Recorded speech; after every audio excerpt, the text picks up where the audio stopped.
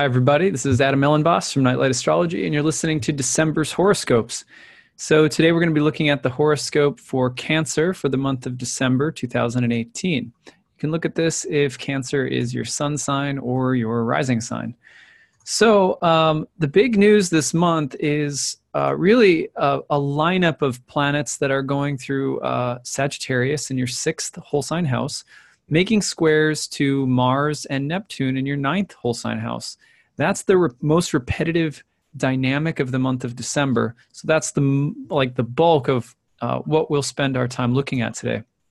Now, meanwhile, the month really begins on the heels of Venus's opposition to Uranus. This is a transit that happened on November 30th, today as I'm making this, in fact, and it really tones the month because December begins in the wake of this transit. Venus in your fourth house of home and family, Uranus in the 10th house of career and advancement and promotion, authority figures, things like that, brings up the tension between relationships, harmony, peace in the home front, on the home front, and changes or revolution on the job front. So this is a time where, you may be feeling some tension between those two areas of your life, work, home, family, the two big areas of life outside of the first and seventh house, which are really the other big ones, which is self and other. So what's going on in the home front right now for you, especially in relationships, keeping the peace, maybe even interior design or decorating, or just things going on in your family? And are there changes? Where are the changes happening at the same time in your professional life? That those two areas at once again. And then Venus opposite Uranus brings up themes like independence versus dependence, or trying to stay balanced and fair and harmonious, or being really assertive and rebellious and sometimes defiant. So those kinds of tensions are really pronounced right now. Of course, Venus-Uranus, sometimes relationships end or are challenged, or there's disruption in agreements, or there's sudden changes to things like contracts or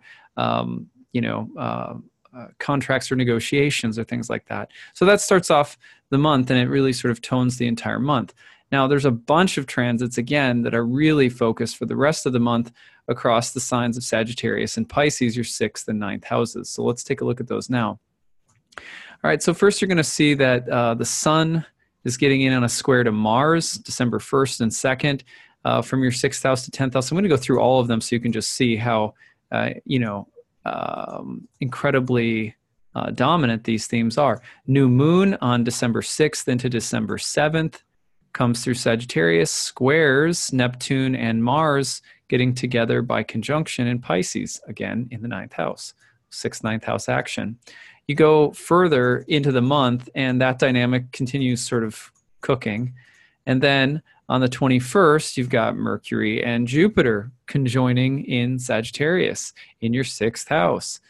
And then what happens from there? Well, go a few days further. And on the 24th, move the chart back a little bit. There we go. On the 24th, you're going to see Mercury in Sagittarius in your sixth house, making a square to Neptune in Pisces in your ninth house, right? So these themes are repetitive throughout the whole month. I mean, that's where everything is heading. I mean, January is going to be starting off with Jupiter squaring Neptune again in your sixth and ninth house. So this isn't going anywhere. This is a big theme all month long. So what are the sixth and ninth houses, and what can you take away from all of this? All right, well, in the old world, the sixth house was a house of suffering, sickness, service. It was a place where you might go and receive military training, or you might be a hired hand, or you might even be a slave. You also, in the sixth house, could suffer from sickness or illness or accident or injury. There's confrontation and conflict.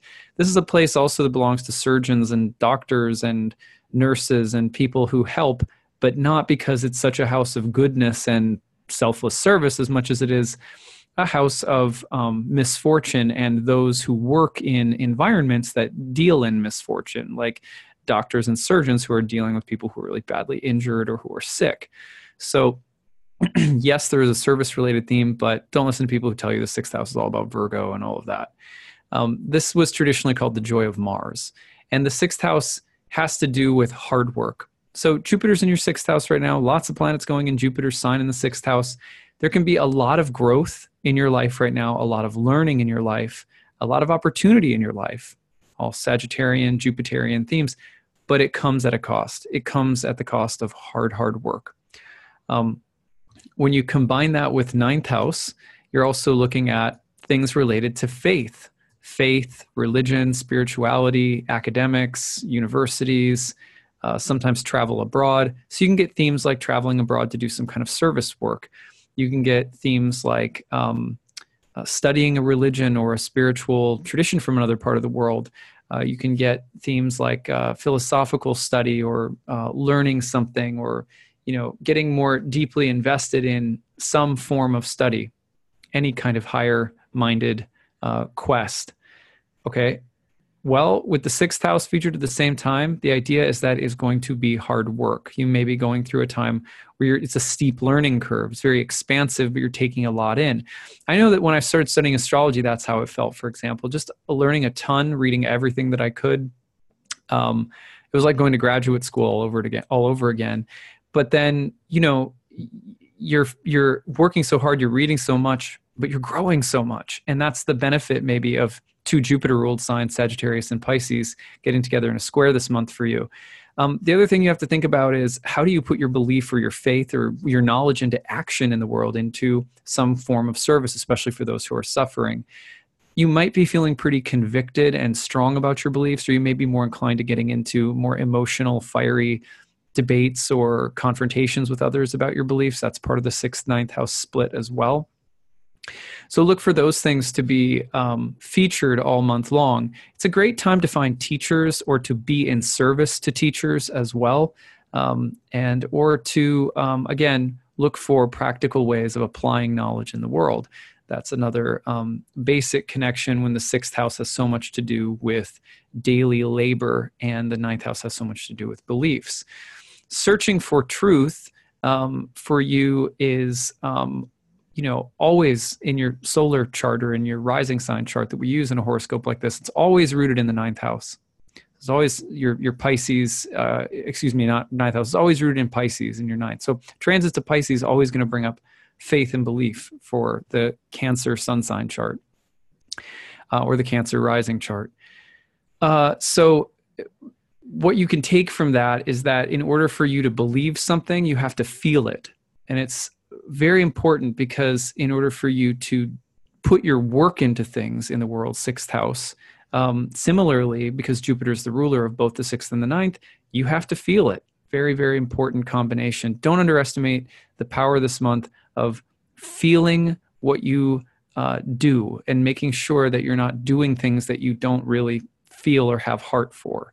I think that's a really good message for this month. Now, there's a couple of other things going on that are worth mentioning, like, going backward to December 20th, thereabouts. You're going to see on December 20th, the sun in Sagittarius in the sixth house making a trine to Uranus, a very energizing moment, maybe some kind of a way of putting things into action, more specifically in the workplace, or some theme of conflict, but also breakthrough in the workplace. I like this energy. It's a little edgy.